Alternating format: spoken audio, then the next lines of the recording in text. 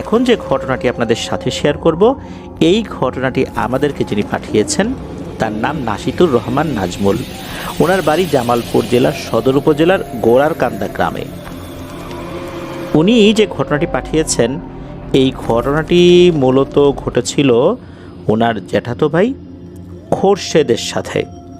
খোরশেদ ভাইয়ের সাথে এই ঘটনাটি ঘটেছিল 2010 কি 11 সালের দিকে। খোরশেদ ভাই পেশায় একজন কৃষক। কৃষিকাজ করেই মূলত উনি ওনার জীবিকা চালান, এখনও সেই কাজটি করছেন। এর পাশাপাশি উনি আরেকটা কাজ করতেন। কাজের ফাঁকে ফাঁকে অর্থাৎ সুযোগ সুবিধা অনুযায়ী উনি মাছ ধরতেন, তবে এখন আর মাছ ধরেন না। পারিবারিকভাবে ওনারা এই খোরশেদ ভাইকে খুশু ভাই নামেই বেশি ডাকেন। খুশু ভাই যেই জিনিসটা দিয়ে মাছ ধরতেন সেটা হচ্ছে কারেন্ট জাল। ওনাদের বাড়ির পাশেই বেদঘর মাঠ, ধানি জমির মাঠ, আবার বিলও বলা চলে। বৈশাখ মাস থেকে অগ্রহায়ণ মাস পর্যন্ত পানি থাকে হাঁটু পর্যন্ত। এই বিলেই তিনি মাছ ধরতেন। ঘটনাটা ঘটেছে বর্ষাকালেই। তিনি সন্ধ্যার আগে আগে বিলে গিয়ে জাল পেতে আসতেন। ঘটনার দিনও তিনি জাল পেতেই আসেন, তারপর খাওয়া দাওয়া শেষ করে ঘুমিয়ে পড়েন। ইচ্ছা ছিল ফজরের আজান হয়ে গেলে তিনি মাছ তুলতে যাবেন। সেই অনুযায়ী উনি উঠেও পড়েছেন। চিন্তা করলেন যে বেশি দেরি হয়ে গেল না তো, কারণ বেশি দেরি হয়ে গেলে কিন্তু মাছ নষ্ট হয়ে যেত বা পচে যেত। ঘটনার দিন রাতে তার যখন ঘুম ভাঙে তখন উনি একটা লাইট নিয়ে বেরিয়ে পড়েন। উনি বাইরে বের হওয়ার পর ফজরের আজান বেশ কিছুক্ষণ শুনতে পাই নাই। উনি ভাবলেন হয়তো আজান আগেই হয়ে গেছে। আশেপাশে মোটামুটি পরিষ্কার দেখে উনি বেরিয়ে যান, ভাবেন হয়তো আজান দিয়েই দিয়েছে, এই একটু পরেই সকাল হয়ে যাবে। উনি ওনার জালের কাছে চলে যান। একটা পাতিল নিয়ে গিয়েছিলেন, মাছ জাল থেকে ছুটাচ্ছেন, পাতিলে রাখছেন। তো এক মাথা থেকে মাছ এভাবে তুলতে তুলতে উনি আগাচ্ছেন জালের অন্য মাথার দিকে, আর পাতিল তো পানির উপর ভেসে রয়েছে। পাতিল উনি সাথে নিয়ে যাচ্ছেন, পাতিলে মাছ রাখছেন। এভাবে তুলতে তুলতে যখন জালের একদম শেষের দিকে চলে আসছেন তখন তিনি লাইটের আলোতে ভয়ঙ্কর একটা জিনিস দেখতে পান। খুশু ভাই দেখেন একটা বেটে কালো কুচকুচে অবয়ব, 10-12 বছরের বাচ্চার উচ্চতা যেমন হয় ঠিক তেমন, জালের ওই মাথায় কি যেন করছে। এটা দেখে খুশু ভাই তো উচ্চস্বরে চিৎকার করে বলেছে, এই কে রে তুই, যা এখান থেকে, যা যা ভাগ, হই হই যা যা। এই যেরকম শব্দ করে না অনেকে, ওই রকম করছে। এখন উনি বুঝতে পেরেছেন ঘটনাটা কি হয়েছে। প্রথমে তো উনি এরকম হুস হুস হই হই যা এখান থেকে এগুলো তো বলতেছেন, কিন্তু পরবর্তীতে বুঝতে পেরেছেন জিনিসটা আসলে কি। এখানে তো এই সময় কোনো বাচ্চার আসার কথা না।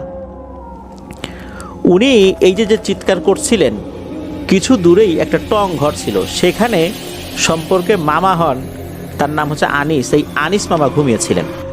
এই খুশু ভাইয়ের হাঁক ডাক শুনে উনি আবার জেগে গিয়েছেন। উনিও কিন্তু জাল পেতেছিলেন, উনি একটা টং ঘর করেছেন, তো ওইখানেই রাত্রে থাকেন। তো ওই আনিস মামা বুঝতে পেরেছেন যে এখানে কিছু একটা হয়েছে।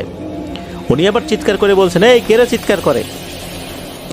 এই শব্দটা আবার এই খুশু ভাই শুনেছেন। মামার ডাক শুনে খুশু ভাই কিছুটা সাহস পান। তখন উনি বলেন যে আমি খোরশেদ।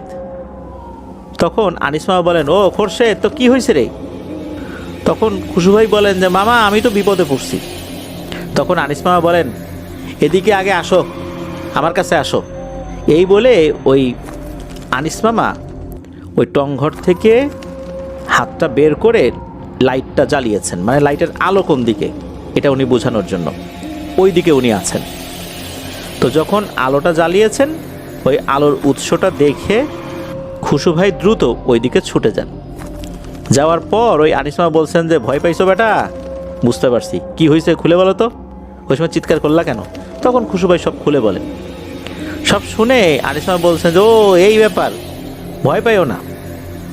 ওই জিনিসটা আমি মাঝে মধ্যে দেখি, ও তোমায় কিছু করবে না, এই মাঝে মাঝে মাছ টাছ খায় এই আর কি, ও এখন পর্যন্ত কাউকে ক্ষতি করছে শুনি নাই।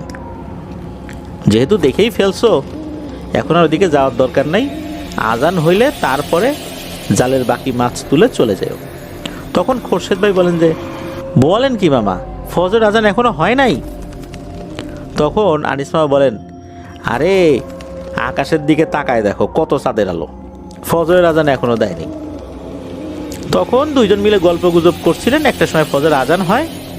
তারপর ওই খোরশেদ ভাই উনি ওনার জাল থেকে বাকি মাছগুলো ছাড়িয়ে নিয়ে বাড়িতে চলে আসেন। তবে আসার পর ওনার সামান্য জ্বর আসলেও সেটা 1-2 দিনের মধ্যে এমনি ভালো হয়ে যায়, আর কোনো সমস্যা হয়নি। তবে বাড়িতে আসার পর উনি এই ঘটনাটা বলেছিলেন। তারপর বাড়ির সদস্যরা গ্রামের কিছু রীতিনীতি অনুযায়ী কিছু চিকিৎসা করে দিয়েছিলেন, যেটা হয় আর কি, ওই যে কোনো লোহা আগুনে গরম করে সেই পানি দিয়ে লবণ দিয়ে খাওয়ানো, ওই যে আমরা বলি না বিভিন্ন ঘটনার মধ্যে যে গরম পানির মধ্যে লবণ দিতে হবে, এর ভিতর আবার লোহা গরম করে সেই লোহাটা ডুবিয়ে দিতে হবে, সেই পানি খাওয়াতে হবে, সেই পানিতে গোসল করাতে হবে। এই যে গ্রামীণ কিছু ট্রিটমেন্ট চিকিৎসা, এটাই ওনার জন্য করা হয়েছিল পরিবার থেকে। এর পরের যে ঘটনাটা, এই ঘটনাটা ঘটেছিল আজিজুল নামে একজনের সাথে। সেও এই নাজমুল ভাইয়ের সম্পর্কে ভাই হয় আর কি, যিনি আমাদেরকে ঘটনা পাঠিয়েছেন। তো এই আজিজুল ভাই এবং তার বাবার সাথে ঘটেছিল। শুধু আজিজুল ভাইয়ের সাথে না, আজিজুল ভাইয়ের বাড়ি ময়মনসিংহ জেলার মুক্তাগাছা উপজেলার হরিণকান্দা গ্রামে। ঘটনার কোন সালে ঘটেছিল এটাও শুনি বলতে পারেন নাই। তো ওখানে একটা গ্রাম রয়েছে, সেটার নাম হচ্ছে ইচাখালী। ইচাখালী হয়ে তাদের গ্রাম হরিণাকান্দার বুক চিরে বয়ে গেছে একটা নদ, সেটাকে আবার খালও বলা চলে। ঘটনার রাতে তার বাবা তাকে নিয়ে ওই খালে যান মাছ ধরতে। আজিজুল ভাই প্রথমে যেতে অস্বীকার করলেও তার বাবা এক প্রকার জোর করেই তাকে মাছ ধরতে নিয়ে যান। ওনারা যাওয়ার সময় ঝাঁকি জাল সঙ্গে নিয়েছেন। ময়মনসিংহ জামালপুর অঞ্চলে এই ঝাঁকি জালকে তৈরা জাল বলে নাকি। তো তারা চলে আসেন খালে। আজিজুল ভাইয়ের বাবা আজিজুল ভাইকে ওই জাল ফেলতে বলেন, মানে জাল যেভাবে ছোড়ে আর কি, খেও জাল বা তৈরা জাল যেগুলো ছোড়ে আর কি, তো ওইভাবে ছুটতে বলেন। খালের পাড় থেকে উনি প্রথমে জাল ছোড়েন, জাল টানার পর দেখলেন যে কয়েকটা পুঁটি মাছ উঠেছে আর কি। যে জায়গা থেকে উনি জাল ছুঁড়েছেন সেখান থেকে আসলে তো বেশি একটা সুবিধা করা যাচ্ছিল না, তাই উনি কিছুটা পানিতে নেমে পড়েছেন। নামতে নামতে প্রায় কোমর অবধি পানিতে নেমে পড়েছেন। এবার জাল নিয়ে রেডি, এখন আবার জাল ছুঁড়বেন। এমন সময় ঘটে একটি ভয়ঙ্কর ঘটনা। আজিজুল ভাইয়ের বাবা দেখেন যে তার পেছনে বাঁশঝাড় ছিল। এই বাঁশঝাড়ের বাঁশগুলো মনে হচ্ছে দুমড়ে মুচড়ে যাচ্ছে, বাঁশের মাথাগুলো নুইয়ে পড়ে মনে হচ্ছে পানিতে ঠেকে যাবে। আজিজুল ভাই কিন্তু সামনের দিকে, আর পেছন দিকে ওনার বাবা। ওনার বাবার ডান দিকের পেছন সাইডে ছিল বাঁশঝাড়। তখন এই আজিজুল ভাইয়ের বাবা এই বিষয়টা কিছুটা আন্দাজ করতে পেরেছেন। আজিজুল ভাইয়ের বাবা তখন আজিজুল ভাইকে বলেন, আজিজ চলে আয় বাবা, আজ আর মাছ ধরতে হবে না। তা আজিজুল ভাই বলছেন, কেন বাবা, চলে যাব, মাত্র তো আসলাম, 2-1 বার তো জালও ভালো করে ফেলতে পারলাম না, মাছ না নিয়েই বাড়িতে চলে যাব। তখন আজিজুল ভাইয়ের বাবা বলছেন, আজ আর মাছ পেতে হবে না, আয় বাড়ি যাই, পরে তোকে সব খুলে বলছে, আর কোনো কথা বাড়াস না, তাড়াতাড়ি চল। আজিজুল ভাই কিন্তু এই যে কি হলো না হলো এই ঘটনার কিছুই জানেন না, তিনি কোনো কিছুই বুঝতে পারেন নাই। তিনি দেখছিলেন সব কিছু স্বাভাবিক আছে। আর তাছাড়া উনি খালের দিকে মুখ করেছিলেন তো, আর এই ঘটনাটা ঘটেছিল তার পেছন সাইডে। তো পেছন সাইডে হলেও তো কিছুটা আঁচ করার কথা, কিন্তু উনি কিছুই বুঝতে পারেন নাই। আজিজ ভাই তার বাবার কথা মতো বাড়িতে চলে আসেন। বাড়িতে আসার পর ওনার বাবা আজিজ ভাইকে সব কিছু খুলে বললে তখন উনি মাছ না ধরে চলে আসার কারণ বুঝতে পারেন। তখন তার বাবাকে উনি প্রশ্ন করেন যে এত কিছু যে হয়ে গেল, আমি তো কিছুই বুঝতে পারলাম না, ঘটনাটা কি? তখন ওনার বাবা বলেছিলেন, এই দুষ্ট শয়তানরা এমন কিছু মায়াজাল সৃষ্টি করে যেটা সবাই বুঝতে পারে না। আল্লাহর রহমতে যে বাড়ি পর্যন্ত সহি সালামতে আসতে পারছি, এটাই আল্লাহর কাছে লাখ লাখ শুকরিয়া। এর পরের ঘটনাটা ঘটেছিল এই নাজমুল ভাইয়ের জ্যাঠাতো ভাইয়ের সাথে। সেই ভাইয়ের নাম হচ্ছে কবির হোসেন। ঘটনাটি যে জায়গায় ঘটেছিল তার একটু বিবরণ দেওয়া জরুরি। ঘটনাটি ঘটেছিল ওনাদের বাড়ির পাশের খালি। এই খালটা এই বেদঘর বিল সহ আশেপাশের 3-4 গ্রামের পানি মোটামুটি এই খালে এসে পড়ে বৃষ্টি হলেই। খালের আশেপাশে আধা কিলোমিটার দূরে দূরে ঘর বাড়ি। ওনাদের বাড়িও 3 থেকে 400 মিটার দূরে অবস্থিত এই খাল থেকে। খালের চারপাশে শুধু ধানের জমি। ঘটনাটি ঘটেছে এক বর্ষার রাতে। চারিদিকে শুধু থই থই পানি। এই পানির মধ্যেই খালের মাঝে বাঁশ দিয়ে বানা তৈরি করা হয়। মানে এটা মাছ ধরার একটা বিশেষ পদ্ধতি। সেখানে চালি পেতে, মানে মাছ ধরা এক ধরনের ফাঁদ, চালি পেতে মাছ ধরা হতো। বানা এবং চালি এই দুটোই ওই এলাকার সনাতন পদ্ধতিতে মাছ ধরার কৌশল। তো ওনাদের বাড়ির সবাই মিলে এই বানা তৈরি করেছেন। বর্ষায় যখন পানি বেড়ে যায় তখন খালে বিলে অনেক মাছ ধরা পড়ে। তখন মাছ আসলেই অনেক ধরা পড়ছিল ওইখানে। এত পরিমাণ মাছ ধরা পড়ছিল যা নাকি কল্পনারও বাইরে। তখন কবির ভাই চিন্তা করলেন রাতে গিয়ে কিছু মাছ সংগ্রহ করে বাড়িতে নিয়ে আসবেন। অনেকগুলো মাছ একসাথে আবার চালিতে থাকলে নষ্ট হয়ে যেতে পারে, বিশেষ করে ছোট মাছ যেগুলো আছে সেগুলো। যে চিন্তা সেই কাজ। উনি আসলেন খালে, চালিতে দেখলেন প্রচুর পরিমাণ মাছ। মাছগুলো সংগ্রহ করলেন। উনি তো খালই নিয়ে গিয়েছেন। সেই খালইতে মাছ নিয়ে চলে আসার সময় ঘটে এক ভয়ঙ্কর ঘটনা। ওই বানার পাশে একটা ক্ষেত ছিল। এই ক্ষেতের চারপাশের আইলগুলো উঁচু থাকায় বৃষ্টির পানিতে পুকুরের মতো হয়ে গেছে। ওই ক্ষেতে প্রায় কোমরের সমান পানি জমে গেছিল। ওই ক্ষেতে লাইটের আলো ফেলার পর ওনার চক্ষু চরক গাছ অবস্থা। উনি দেখেন হাজার হাজার বিশাল বড় বড় মাগুর মাছ ওই ক্ষেতের মধ্যে কিলবিল করছে। উনি তখন চিন্তা করলেন যে এত মাগুর মাছ, এগুলো তো রাখারও কোনো জায়গা নাই আমার কাছে। এখন কি করি? মাগুর মাছ যেন বেরিয়ে যেতে না পারে সেই জন্য আমাকে একটা কাজ করতে হবে। এই চিন্তা করে উনি কি করলেন, ওই জমির আইলটা যেখানে যেখানে একটু দুর্বল ছিল বা ভাঙা মতো ছিল আর কি, এইগুলো ঠিক করে আটকালেন যেন মাগুর মাছগুলো কোনো ক্রমেই ক্ষেতের বাইরে বের হতে না পারে। ভালো করে আটকিয়ে উনি বাড়িতে চলে আসেন। খালই এবং মাছ রেখে উনি আবার বড় একটা ঠেলা জাল সহ পাতিল নিয়ে চলে আসেন এই ক্ষেতের মাগুর মাছ ধরতে। ঠেলা জাল বলতে ত্রিভুজ আকৃতির যেই জালগুলোর কথা আমরা আগের ঘটনাতেও বলেছি বা বিভিন্ন ঘটনাতে আমরা বলি যে পেছন থেকে ঠেলতে হয়, সামনের অংশটা প্রসারিত থাকে। এই জালটা ত্রিভুজ আকৃতির মতো হয় আর কি। তো উনি ওটা নিয়ে আসছেন। তো উনি যখন খেতে আসছেন তখন দেখেন এক তাজ্জব ঘটনা। কিসের মাগুর মাছ, কিসের কি, একটা পুঁটি মাছও এখানে নেই।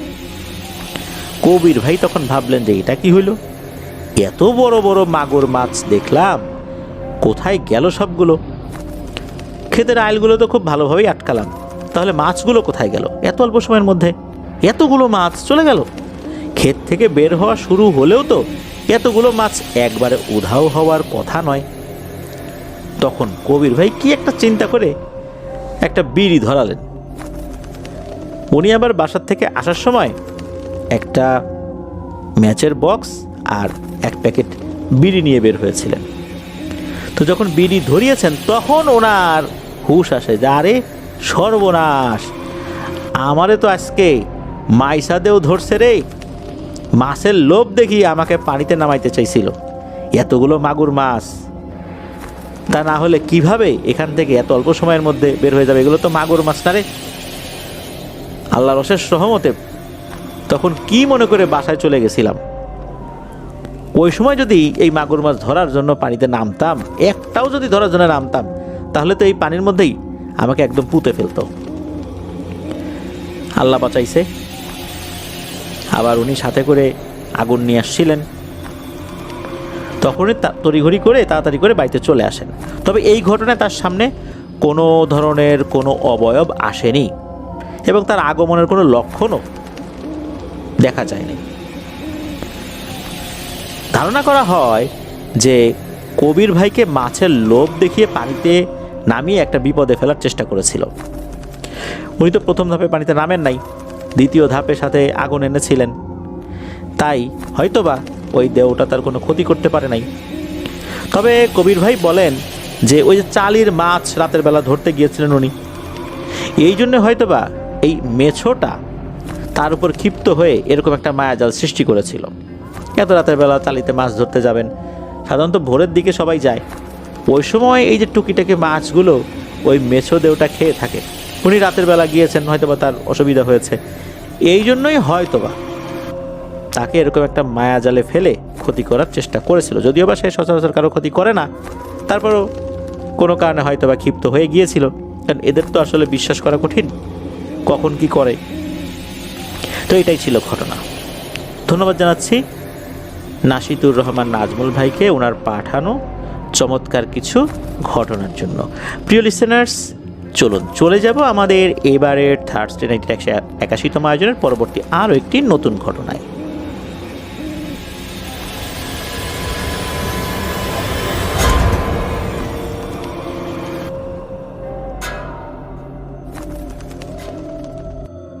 প্রিয় লিসেনার্স, শীতকালে বাংলাদেশে ওয়াজ মাহফিল খুব সাধারণ একটি বিষয়।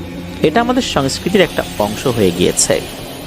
এখন যে ঘটনাটি আপনাদের সাথে শেয়ার করব, এই ঘটনাটি বৃহত্তর সিলেট অঞ্চলের নাম করা একজন আলেম এবং ওয়াইজিনের সাথে ঘটেছিল। আর ঘটনাটি যিনি পাঠিয়েছেন তিনি এই হুজুরের একজন আত্মীয়। তার নাম মোহাম্মদ সাইফুল ইসলাম শাহিন। ওনার বাড়ি হবিগঞ্জ জেলার সদর উপজেলার হবিগঞ্জ পৌরসভার অন্তর্গত 7 নং ওয়ার্ডের রাজনগর কবরস্থান রোডে। উনি মূলত একজন চাকুরিজীবী। সারাদিন অফিস করার পর আসলে চাকুরিজীবীদের পক্ষে বা যারা অনেক কষ্টের কাজগুলো করে থাকেন, অনেক শ্রম যেই কাজগুলোতে আসলে প্রয়োজন হয়, ঘটনা লিখে পাঠানো অত্যন্ত কঠিন এবং ধৈর্যের বিষয়। আফনান দ্য হর ওয়ার্ল্ডের প্রতি ভালোবাসার কারণে আপনারা এই কষ্ট, ধৈর্য, ত্যাগ যে দিয়ে যাচ্ছেন, এই জন্য আপনাদের কাছে আমাদের কৃতজ্ঞতা জানানোর ভাষা নেই। জাযাকাল্লাহু খায়রান। আল্লাহ আপনাদেরকে উত্তম প্রতিদান দান করুন। চলুন ঘটনায় চলে যাই। ঘটনাটি মূলত এই শাহিন ভাই ওনার মায়ের মুখ থেকে শুনেছিলেন। আর যার সাথে ঘটেছিল উনি মূলত এই শাহিন ভাইয়ের মামা, ওনার মায়ের আপন মামাতো ভাই। তার নাম হচ্ছে মাওলানা আব্দুল হাই জিহাদি। উনি একজন বড় মাপের মাওলানা ছিলেন। ঘটনাটি যখন তার সাথে ঘটে তখন তিনি অবশ্য মাওলানা হন নাই, স্টুডেন্ট ছিলেন। এই আব্দুল হাই মামার বাড়ি হচ্ছে হবিগঞ্জ জেলার সদর উপজেলার 8 নং শায়েস্তাগঞ্জ ইউনিয়নের কলিমনগর গ্রামে। ওই সময়ে ওনার মায়েরও বিয়ে হয়নি, অর্থাৎ শাহিন ভাইয়ের মায়েরও বিয়ে হয়নি। ঘটনার সঠিক সময়কাল বলতে না পারলেও আন্দাজ করা যায় 60-এর দশকের কোনো একটা সময় হবে, আনুমানিক 62 কি 63 সালের দিকে হতে পারে।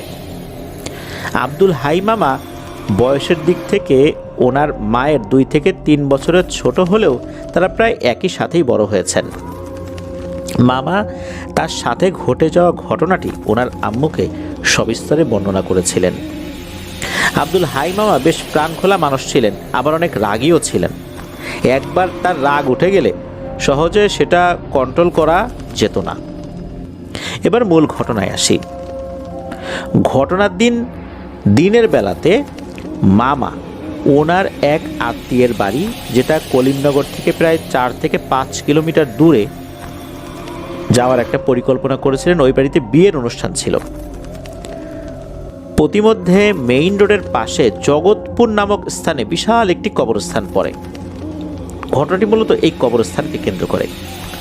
বিয়েটা যদিও বা পরের দিন ছিল, তবুও মামা আগের দিন বিকেলে সেই বাড়িতে গিয়ে পৌঁছান।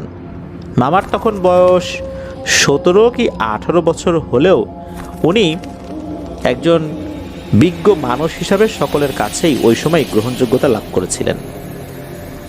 উনি একদিকে ছিলেন একজন মাদ্রাসার স্টুডেন্ট, হুজুর, আবার বংশের বড় ছেলে। বিয়ে বাড়িতে আগের দিন যাওয়ার কারণ হলো পরের দিন বিয়ে, তাই বিয়ের দিন কি কি করণীয় আছে, ধর্মীয়ভাবে কি কি নির্দেশনা সেখানে রয়েছে, এইসব বিষয়ে আলোচনা করা। তারপর রান্নাবান্না কিভাবে হবে, ব্যবস্থাপনা কিভাবে হবে, এগুলো নিয়ে বাবুর্চিকে নির্দেশনা দেয়া আর এই সমস্ত কাজের সাথে যারা জড়িত আছেন তাদের সাথে পরামর্শ করা। এই জন্যই তাকে আগে থেকেই চলে যেতে বলা হয়েছিল। উনিও সেই অনুযায়ী সেখানে উপস্থিত হন। মামা সহ অন্যান্য মুরব্বীগণ যারা ছিলেন, এই মুরব্বীগণ মিলে যখন আলোচনায় বসলেন, আলোচনা করতে করতে তো অনেক রাত হয়ে গেল। আলোচনার এক পর্যায়ে কোনো একটা বিষয় নিয়ে মামার কথার সাথে বনিবনা হলো না, কারণ মামা ধর্মীয় দৃষ্টিকোণ থেকে বিভিন্ন বিষয়গুলো বলছিলেন। কোনো কোনো মুরব্বী তারা প্রচলিত কিছু রীতিনীতির দোহাই দিয়ে সেই কাজগুলো করতে চাচ্ছিলেন। মামা সেটাতে রাজি হচ্ছিলেন না। মামা বললেন যে এগুলো তো উচিত না। এই বিষয়গুলো নিয়েই বাকবিতণ্ডা শুরু হয়ে যায়। একটা পর্যায়ে মামার তো প্রচণ্ড রাগ হয়ে যায়। উনি বিয়ে বাড়ি থেকে রওনা দিয়ে দেন নিজের বাড়ির দিকে। সবাই অনেক অনুরোধ করলেও মামা তো কোনোভাবেই শান্ত হলেন না। উনি রওনা দিয়েই দিলেন।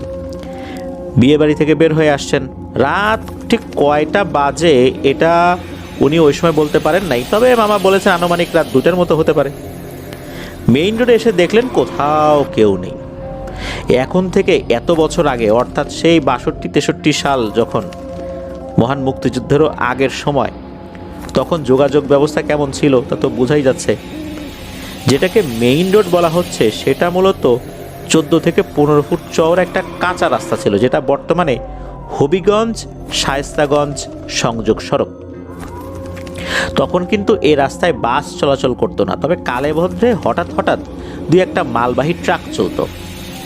দিনের বেলায় মাঝে মাঝে রিক্সা পাওয়া যেত। লোকজন রিক্সা, ভ্যান অথবা পায়ে হেঁটে চলাচল করত। যেখানে দিনের বেলায় রিক্সা পাওয়া যায় না, ভ্যান পাওয়া যায় না, সেখানে গভীর রাতে রিক্সা পাওয়ার তো প্রশ্নই আসে না। মামা ভাবলেন যেহেতু কোনো যানবাহন পাওয়ার সম্ভাবনাই নেই, তাই পায়ে হেঁটেই যেতে হবে। উনি পায়ে হেঁটেই বাড়িতে পৌঁছাবেন, এরকমই চিন্তা করলেন। যেই ভাবা সেই কাজ, পায়ে হেঁটে রওনা দিলেন। মামা কিন্তু অনেক সাহসী একজন মানুষ ছিলেন। ভয় ডর কী জিনিস উনি জানতেনই না, কারণ গ্রামের ছেলেরা গ্রামীণ পরিবেশে থাকতে থাকতে অনেকটাই সাহসী হয়ে ওঠে। এছাড়া মামা ছিলেন একজন মাদ্রাসার স্টুডেন্ট, হুজুর। মনের মধ্যে আলাদা একটা সাহস ছিল, সবসময় কোরআন তেলাওয়াত করতেন। আর মাদ্রাসায় সাধারণত যারা লেখাপড়া করেন ওনারা চেষ্টা করেন শরীরটাকে সবসময় পাক পবিত্র রাখার জন্য, অজু অবস্থায় থাকার জন্য। মামা যখন বিয়ে বাড়ি থেকে বের হয়েছেন তখন তার শরীর পবিত্র থাকলেও অজু ছিল না। তখন বলতে গেলে উনি আসলে ওই সময় অজু করার কথা ভুলে গিয়েছিলেন। সেদিন কিন্তু ছিল ভরা পূর্ণিমা। চাঁদের আলো এত বেশি ছিল, অনেক দূর পর্যন্ত খালি চোখেই দেখা যাচ্ছিল। মামার পথ চলতে কোনো অসুবিধা হচ্ছে না, আর এই পথটা তো ওনার চেনাই ছিল। বিয়েবাড়ি থেকে নির্বিঘ্নে নিজের বাড়ির দিকে উনি আসতে লাগলেন। রাস্তার দুপাশে কোনো বাড়িঘর নেই, দুপাশে শুধু ফসলের মাঠ আর মাঠ। তবে ওই সময় ধান কাটার মৌসুম শেষ হয়েছে, তাই যেদিকে দেখা যায় শুধু ফাঁকা মাঠ দেখা যায়। মামা আসতে আসতে যখন ওই যে কবরস্থানের কথা আমরা যেটা বললাম, ওই কবরস্থানের কাছাকাছি চলে এসেছেন, তখন মামা তার পেছন দিক থেকে লোকজন হেঁটে আসার শব্দ শুনতে পেলেন। মামা কিন্তু ভয় পান নাই। মামা একটু থেমে পেছন ফিরে তাকাতেই দেখলেন লাশ সহ একটি খাটিয়া 4 জন লোক কাঁধে করে নিয়ে আসছে, আর খাটিয়ার পেছন পেছন সাদা কাপড় পরা একজন মহিলা কেঁদে কেঁদে আসছে। মহিলার চুলগুলো অনেক লম্বা আর এলোমেলো। যারা খাটিয়া বহন করছে তাদের সবার পরনেই সাদা আলখেল্লার মতো পোশাক, আর সবাইকে স্বাভাবিক মানুষের মতোই লাগছে। চাঁদের আলোয় সবার মুখ পুরোপুরি দেখা না গেলেও এগুলো যে প্যারানর্মাল কিছু হতে পারে তা মামা ওই সময় ঘুণাক্ষরে বুঝতে পারেন নাই। মামা বিষয়টি স্বাভাবিকভাবেই নিয়েছেন। যেহেতু সামনে কবরস্থান, লোকজন লাশ নিয়ে দাফন করার জন্য আসতেই পারে। মামা মনে মনে ভাবছেন মহিলাটি হয়তো তার স্বামীকে বেশি ভালোবাসতো, তাই তার মৃত্যু সহ্য করতে না পেরে পেছন পেছন আসছে। মহিলারা স্বামী বা সন্তান বা কোনো আত্মীয় মারা গেলে তারা কিন্তু দাফনের সময় কবরস্থানে লাশের সাথে সাধারণত আসে না, এটা তো মামা ভালো করেই জানেন। আর এই রাতে তো আসার কথাও না। এই গভীর রাতে কোনো মহিলা কোনো লাশের পেছনে আসবে, এটা কি আসলে ভাবা যায়? ভাবা যায় না। কিন্তু এসব বিষয় কিন্তু তার মনে ওভাবে উকি দিচ্ছে না। ভাবলেন যাক ভালোই হলো, লোকজন পেলাম, কথা বলতে বলতে কিছুটা পথ তো তাদের সাথে যাওয়া যাবে। আসলে মামা বিয়েবাড়ি থেকে বের হয়ে আসার পর অনেকখানি পথ একা একা হেঁটে হেঁটে এসেছেন, তাই লোকজন দেখে মনে মনে খুশিই হয়েছিলেন। মামা হাঁটার গতি একটু কমিয়ে দিয়ে তিনি অপেক্ষা করতে লাগলেন যাতে করে পেছনের লোকজন তার কাছাকাছি চলে আসে এবং তিনি একসাথে যেতে পারেন। লোকজন যখন কাছে চলে আসলো তখন মামা তাদের উদ্দেশ্য করে বললেন, ভাই এটা কার লাশ, কোন এলাকার লাশ? উনি কোনো উত্তর পেলেন না। মামা ভাবলেন হয়তোবা শুনতে পাইনি, তাই তিনি আবারও জিজ্ঞেস করলেন, এটা কোথাকার লাশ? কিন্তু এবারও কোনো উত্তর নেই। মামা আশ্চর্য হলেন, তিনি কয়েকবার বলার পরও তারা কোনো উত্তরই দিল না। লোকজন তাদের মতো করে হেঁটে যাচ্ছে। তখন মামার মনে একটু খটকা লাগলো এবং কিছুটা ভয়ও পেলেন। তিনি যদিও বা খুব সাহসী, কিন্তু তখন কেন জানি তার মনে একটু একটু ভয় লাগতে শুরু করলো। মামা এবার একটু দ্রুত হাঁটতে শুরু করলেন যাতে এদেরকে ক্রস করে তাড়াতাড়ি চলে যেতে পারেন। মামা দ্রুত হাঁটা শুরু করতেই দেখলেন তিনি একা দ্রুত হাঁটছেন না, খাটিয়া বহনকারীরাও তার সাথে সমান তালে হাঁটছে। তিনি এক পর্যায়ে দৌড়াতে শুরু করলেন, চিন্তা করলেন দৌড়ে চলে যাবেন এদেরকে ক্রস করে। কিন্তু তিনি যখন দৌড় শুরু করেছেন এরাও তার সাথে দৌড় শুরু করলো। মামা বুঝলেন এভাবে এদের সাথে পালা যাবে না। মামা এবার ভালো করে বুঝতে পারলেন তিনি মারাত্মক বিপদে পড়েছেন এবং খারাপ কিছু ঘটতে চলছে তার সাথে। মামা দৌড় থামিয়ে আবার হাঁটতে শুরু করলেন। একটু হাঁটার পর মামা আরও দেখলেন এখন তারা সংখ্যায় 4 জন না, কম করে হলেও 10 থেকে 12 জন হবে। আগে শুধু 4 জন মামার সাথে হাঁটছিল, পেছনে একজন মহিলা ছিল। কিন্তু এবারে মামা যেদিকেই তাকান দেখতে পান শুধু আলখেল্লা পরিহিত লোকজন কোত্থেকে যেন উঠে আসছে আর তার চতুর্দিকে ঘিরে ধরছে। এই সময় দেখলেন যে এই লাশ বহনকারী খাটিয়াও উধাও, সেই মহিলাও নেই, এখন শুধু পুরুষ অবয়বগুলোই দেখা যাচ্ছে। আর তার চারপাশে লোকজন আর লোকজন। আশেপাশে কয়েকজনের চেহারা দেখার তিনি চেষ্টা করলেন। চাঁদের আলোয় যতটা দেখা যায় তাতে তিনি বুঝতে পারলেন এদের প্রত্যেকটার চেহারাই ভয়ঙ্কর। মুখমণ্ডল অনেকটা আগুনের ঝলসানো মতো, গায়ের রং কুচকুচে কালো। এটা চাঁদের আলোয় ভালো করেই উনি বুঝতে পারলেন। তবে যেই জিনিসটা মামাকে সবচেয়ে বেশি ভয় লাগায় সেটা হলো তাদের চোখ। স্বাভাবিকের চেয়ে অনেক বড় বড়, আর সেগুলো টকটকে লাল, যেন আগুন জ্বলছে চোখের মধ্যে। মামার ডানে বায়ে সামনে পেছনে সব দিকে এদেরকে দেখতে পেলেন। দৃশ্যটা অনেকটা স্কোয়াড করে কোনো ভিআইপিকে নিয়ে যাওয়ার মতো মনে হচ্ছে। উনি একজন ভিআইপি পার্সন, তার চতুর্দিকে এই লোকগুলো তাকে স্কোয়াড দিয়ে বা গার্ড দিয়ে নিয়ে যাচ্ছে। মামা নিরুপায় হয়ে তাদের সাথে তালে তাল মিলিয়ে হাঁটতে লাগলেন। একবার মামা বাম দিক দিয়ে বেরিয়ে যাওয়ার চেষ্টা করলেন, দেখলেন ওগুলো বাম দিকে সরে যাচ্ছে। আবার তিনি ডান দিক দিয়ে বেরিয়ে যাওয়ার চেষ্টা করলেন, তখন দেখলেন ওনার সাথে সাথে সেগুলো আবার ডান দিকে সরে যাচ্ছে। এক কথায় মামা যা যা করতে চাইছেন ওইগুলো বুঝে ফেলছে। মামা এবার বেশ ভয় পেলেন। মামা শুরুতে অবশ্য একটা কাজ করেছিলেন, তার যখন সন্দেহ হয় তখনই তিনি তার শরীর বন্ধ করেছিলেন। এই কারণে হয়তো আল্লাহর রহমতে এরা ভয় দেখানো ছাড়া মামার তেমন কোনো ক্ষতি করতে পারছে না ওই সময়। মামা তো তাদের উদ্দেশ্য বুঝতে পারলেন। তারা চাচ্ছে মামাকে এভাবে চতুর্দিক থেকে গার্ড দিয়ে সুবিধা মতো একটা স্থানে তাকে নিয়ে গিয়ে মেরে ফেলবে। মামা কিন্তু জোরে জোরে তখন তেলাওয়াত করতে শুরু করলেন, অর্থাৎ কোরআন তেলাওয়াত করে উনি এই পরিস্থিতিটাকে সামাল দেওয়ার চেষ্টা করলেন। মামা আগাচ্ছেন কোরআন তেলাওয়াত করতে করতে। এদিকে এই অবয়বগুলো কিন্তু মামার কাছে ভিড়তে পারছিল না। মামা ভাবলেন এইভাবে আর কতক্ষণ টিকে থাকবেন, পথ তো এখনো অনেক বাকি। তিনি ধরেই নিলেন আজ তার জীবনের শেষ রাত। তবুও তিনি এই বিপদ থেকে বাঁচার উপায় খুঁজতে লাগলেন মনে মনে। তিনি হাঁটছেন আর চারদিকে তাকাচ্ছেন। চারদিকে খোলা মাঠ আর মাঠ। হঠাৎ মামা বাম দিকে বেশ কিছু দূরে একটা কুপি বাতির আলো দেখতে পেলেন। তখন মামা মনে একটা আশার আলো দেখতে পেলেন। আসলে সেখানে একটা লোক কুপি জ্বালিয়ে ক্ষেতের পাশে ডোবায় মাছ ধরছিল। ওই যে যারা রাতে মাছ ধরে কিছু লোকজন থাকে না, ওই রকম আর কি, রাতে মাছ ধরা নেশা, ওই টাইপের একটা লোক ওখানে ছিল। লোকটা খানিকটা দূরে হলেও চাঁদের স্পষ্ট আলোয় ওই লোকটা মামার সাথে যা যা ঘটছে সে আবার এগুলো সব দেখছে। লোকটি বুঝতে পারলো যে এই লোকটা বিপদে পড়ছে, অর্থাৎ মামা বিপদে পড়েছেন। লোকটি তখন কি করলো, দূর থেকে জোরে জোরে আল্লাহু আকবার, আল্লাহু আকবার এইভাবে শব্দ করছেন। এদিকে মামাও জোরে জোরে ওই লোকটার সাথে আল্লাহু আকবার, আল্লাহু আকবার এভাবে বলতে লাগলেন। লোকটা যেদিক থেকে বলছে সেদিকে অনুসরণ করে মামা দিলেন ওইদিকে দৌড়। আল্লাহর রহমতে এবার কোনো বাধার সম্মুখীন হলেন না, এমনকি তাকে বাধা দিতেও এরা চেষ্টা করেনি। মামা পেছনে না তাকিয়ে লোকটার আওয়াজের দিকে দৌড়াতে লাগলেন। লোকটাও আল্লাহু আকবার, আল্লাহু আকবার বলে চিৎকার করেই যাচ্ছে। মামা লোকটার কাছাকাছি এসে পেছনে ফিরে তাকাতেই দেখলেন কিচ্ছু নেই, সব পরিষ্কার। এতক্ষণ যে মামার সাথে এত সব ভয়ঙ্কর ঘটনা ঘটছে তার কোনো চিহ্নই নাই। মামা লোকটার কাছে আসতেই লোকটা বলল, ভাই আল্লাহর রহমতে আপনি তো খুব বাঁচা বেঁচে গেছেন, নইলে এমন অবস্থায় তো কারো বেঁচে ফেরার কথা না। আল্লাহর অশেষ রহমত, মা বাবার দোয়া ছিল বলেই বেঁচে গেলেন। ওই লোকটি আরও বলল, সে নাকি শুরু থেকে সব দেখছে। সে প্রথমে খাটিয়া দেখে ভেবেছিল এটা স্বাভাবিক ঘটনা, কিন্তু পরবর্তীতে যখন খাটিয়া উধাও হয়ে গেছে, কোত্থেকে এতগুলো লোক চলে আসছে, তখন উনি বুঝতে পারছেন যে ঘটনাটা কি।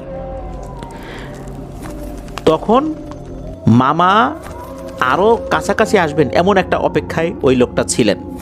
যখন কাছাকাছি আসছেন তখনই আল্লাহু আকবার, আল্লাহু আকবার বলে উনি ডাকতে শুরু করেছেন। অর্থাৎ মামাকে ডাকেন নাই, আল্লাহু আকবার, আল্লাহু আকবার বলে ডাকছেন। মামাকে ডাকলে হতে পারে যে স্বাভাবিক কথোপকথন যদি হয় তখন ওই লোকগুলো মামার উপর আক্রমণ করার সুযোগ পেয়ে যাবে, এই জন্য ভিন্ন একটা পদ্ধতি অবলম্বন করেছিলেন। মামাও বুঝতে পেরেছিলেন। লোকটার কথা শুনে মামা তাকে অনেক ধন্যবাদ জানালেন, লোকটার প্রতি কৃতজ্ঞতা স্বীকার করলেন। এরপর লোকটার সাথে ওখানে বসে আরও কিছুক্ষণ গল্পগুজব করে ওই লোকটা মামাকে তার বাড়িতে নিয়ে যায়। বাকি রাতটা ওই লোকটার বাড়িতে মামা কাটিয়ে পরদিন ফজরের নামাজ পড়ে নিজের বাড়িতে ফিরলেন। মামাকে এত সকালে বাড়িতে ফিরতে দেখে নানি অর্থাৎ মামার মা বললেন যে, কী ব্যাপার, তুই না বিয়ে বাড়িতে গেলি, এত সকালবেলা কোত্থেকে আসলি? এরপরে রাতের বেলা যা হয়েছিল সব কিছু তার মাকে খুলে বলেন। নানি তো মামাকে খুব করে বকাঝকা করেন যে এভাবে বিয়ে বাড়ি থেকে চলে আসা উচিত না, কারণ বিয়ে বাড়িতে বিভিন্ন ধরনের মানুষজন থাকে, সেখানে অনেক ময়মুরব্বীরা থাকে, তারা আগের যুগের মানুষ, তাদের চিন্তা চেতনা, কালচার, তাদের মূল্যবোধ পার্থক্য থাকবেই ইয়াংদের সাথে, এটাই স্বাভাবিক। তাই বলে কি এরকম তাদের সাথে রাগারাগি করে চলে আসতে হবে? তো মামাও বুঝলেন যে আসলে এভাবে চলে আসা উচিত হয়নি। নানি গ্রামীণ যেই চিরাচরিত নিয়ম সেই অনুযায়ী তাকে গোসল করিয়ে লোহা গরম করে পানি খাওয়ালেন। তবে আল্লাহর রহমতে মামার কোনো ধরনের জ্বর বা অন্য কোনো ধরনের সমস্যা হয়নি। ঘটনাটা আপাতত